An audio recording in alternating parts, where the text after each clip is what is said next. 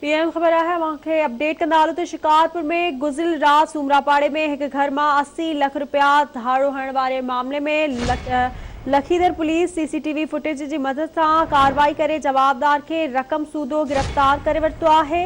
गिरफ्तार जवाबदार शीराज पठान खिलाफ केस दाखिल करे वरितो है। अवांखे ख़बर पे ॾियूं गुज़िरियल रात सूमरापाड़े में एक घर में 80 लाख रुपयनि जो धाड़ो हयो वियो हो।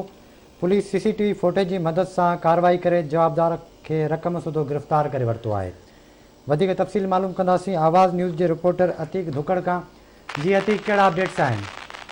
हाँ जी बिल्कुल, शिकारपुर में गुज़िरियल रात लखीदर थाने की हद है सूमरापाड़े में जो रियाज़ दाऊदपुर के घर में एक धाड़े लाइ चोर वो 80 लाख रुपये घर में धाड़ो हणी 80 लाख रुपये जो है वो गुआरे वो उनके लखीदर पुलिस जो है वह सीसीटीवी के फुटेज के मदद से जवाबदार है जो उनजो संदसि जो ड्राइवर ही है शीराज पठान उनके गिरफ्तार करे वरितो है। जैसे रक़म है वह भी बरामद कई वही है। इन जे वास्ते एसएसपी शिकारपुर कामरान नवाज़ पारां ॿुधायो वियो त शिकारपुर में कंहिंखे बि ॾोहनि जी इजाज़त न पई ॾिनी वञे। जेकॾहिं ॾोहनि जो खात्मो आणण लाइ परज़म आहियूं। एसएसपी शिकारपुर इहो कयो त जेको घुर कंदड़ जवाबदार आहे फरियादी जो संदसि जो ड्राइवर है संदसि मथां लखीदर थाने ते केस दाख़िल कयो है। संदसि खिलाफ वधीक जेका आहे उहा जांच हलंदड़ आहे। जी ठीक है, वरी मेहरबानी अवां जी आगाह करण लाइ।